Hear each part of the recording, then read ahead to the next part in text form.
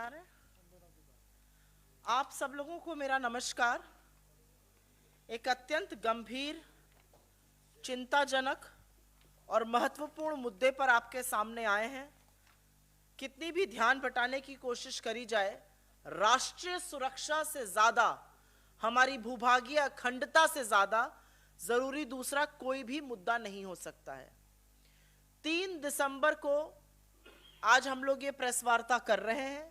आप सबको याद होगा 15 नवंबर 2022, आज से ठीक 18 दिन पहले इंडोनेशिया की राजधानी बाली में मुस्कुराते हुए, हाथ मिलाते हुए, गलबैयां करते हुए, बड़ी आत्मीयता से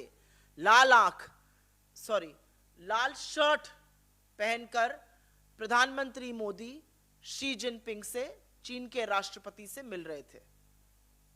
18 दिन के बाद अत्यंत व्यथित, अत्यंत विचलित करने वाली खबरें आ रही हैं और उनके मुताबिक उत्तरी डेप्सांग में, उस इलाके में जहां पर चीन ने घुसपैठ करी हुई है और उसकी घुसपैठ बरकरार है, चीन ने वहां पर 200 स्थायी शेल्टर बना लिए हैं। ये 200 स्थायी शेल्टर एलएसी से 15 से 18 किलोमीटर के अंदर हमारी जमीन में गाड़े गए हैं, हमारी जमीन में खड़े किए गए हैं और ऐसा लगता है कि अपने अतिक्रमण और घुसपैठ के बाद चीन यहां पर स्थायी रूप से रहने की फिराक में है। हम सबका मानना है कि यह हमारी भूभागीय अखंडता, हमारी राष्ट्रीय सुरक्षा, हमारे बॉर्डर्स की सुरक्षा के लिए बहुत बड़ा खतरा है। आपको ज्ञात होगा कि यह शेल्टर जो है, सैनिकों को हाड़ कांपते हुए जाड़े से बचने के लिए लगाए जाते हैं। ऐसे शेल्टर भारतीय सेना सियाचिन के ग्लेशियर में लगाती है और वही काम चीन ने यहां पर किया है। इनसे तापमान नियंत्रित किया जा सकता है, स्थायी रूप से सैनिक उस जगह पर रह सकते हैं।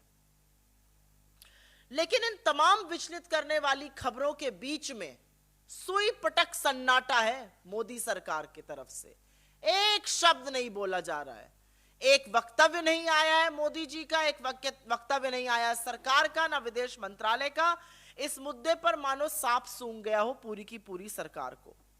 और याद रखिएगा, कुछ चरण चुंबक आपका ध्यान भटकाने की कोशिश जरूर करेंगे, लेकिन डेप्सांग और डेमचौक दोनों में चीनी घुसपैठ हुआ है, अतिक्रमण किया हुआ है। उनकी मौजूदगी के कारण भारतीय सेना आज patrolling point 10, patrolling point 11, patrolling point 12, 13 और 14 तक गश्त नहीं कर पा रही है। और खबरों के ही मुताबिक, जिसकी पुष्टि तमाम सैन्य अधिकारियों ने करी है, खबरों के ही मुताबिक हम उन पेट्रोलिंग पॉइंट्स तक ना गश्त कर पा रहे हैं और जो नया बफर जोन है वो हमने अपने ही पेट्रोलिंग पॉइंट तक बनाने का भी दुष्कर्म किया है। अब आपको याद होगा कि इस पर हम लोगों ने पहले भी इस मंच से बात करी और फिर से उसको दोहरा देते हैं कि ये डेप्सांग का इलाका इतना स्ट्रेटेजिक, इतना सामरिक क्यों है। ये वही इलाका है जहां से होकर हमारे टैंक ऊपर जाते हैं, ये वही इलाका है जहां से आपूर्ति होती है सियाचिन में हमारी सेना के लिए, ये वही इलाका है जहां से कुछ दूरी पर डीबीओ की हवाई पट्टी, और ये वही इलाका है जहां पर बेल्ट एंड रोड इनिशिएटिव के चलते चीन जो है वो एक बड़ा हाईवे बना रहा है।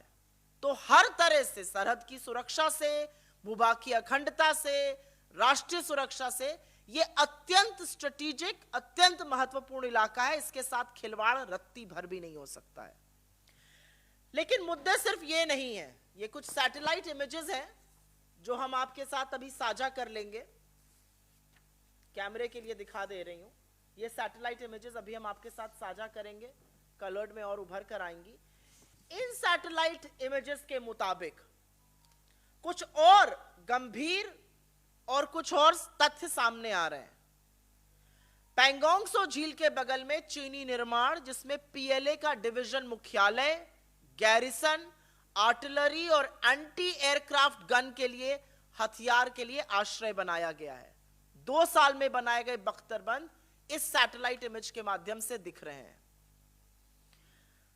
इतना ही नहीं, वहां पर एक नए रेडोम, एक गुंबद नुमा स्ट्रक्चर होता है, नए रेडोम का निर्माण किया गया है। 2 माइक्रोवेव टावर लगे हैं।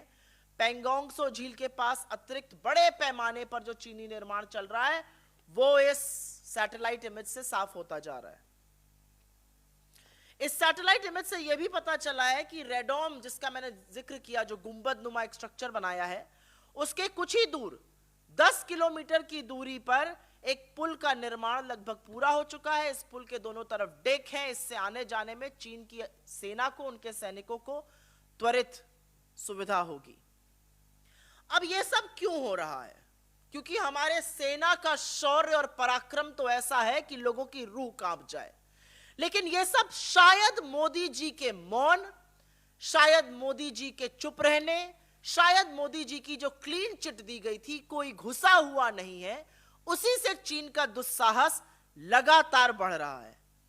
क्योंकि यह बेधड़क विस्तारवाद, यह निर्लज्ज घुसपैठ चीन तभी कर सकता है जब हमारी सरकार और हमारे प्रधानमंत्री मूक दर्शक बने हुए हैं।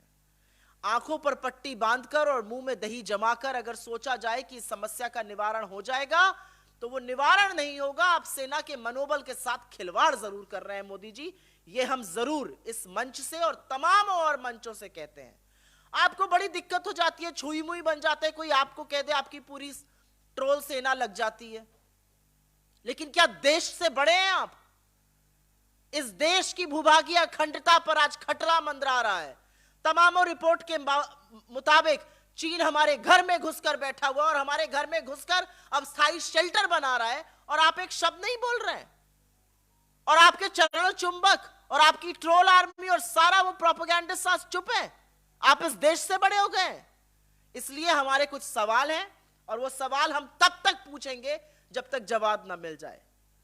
स्थायी शेल्टर और स्ट्रक्चर की इन खबरों पर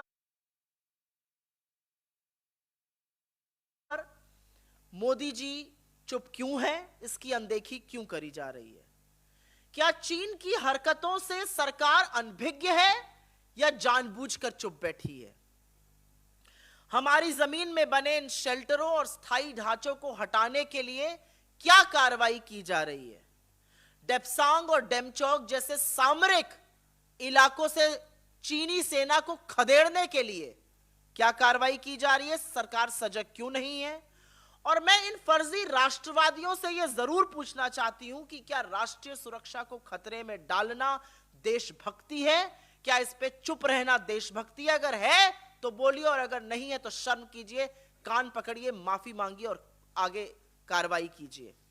और अंत में वो सबसे महत्वपूर्ण सवाल जो हर सैनिक पूछना चाहता है, जो हर सैन्य अधिकारी पूछना चाहता है, जो रक्षा विशेषज्ञ पूछना चाहते हैं, अप्रैल 2020 की यथावत स्थिति कब और कैसे बनेगी, उसके बारे में आप क्या कर रहे हैं? आप झूले झूलते रहेंगे चीनी राष्ट्रपति के साथ? साबरमती के तटों पे आपने खूब पींगे ली, महाबलीपुरम में आपने खूब शहनाई सुनी वेष्टी पहनकर, गलबैया कर कर, अभी बाली में भी आपने सारी मान्यताओं को, हमारे 20 सैनिकों की शहादत को भुलाकर खूब गलबैया करी, लाल आंख की जगह लाल शर्ट पहनकर खड़े हो गए स्वागत में शी जिनपिंग के। लेकिन सवाल यही है कि देश की भूभागीय अखंडता के साथ जब चीन ये दुस्साहस कर रहा है तो आप चुप क्यों हैं?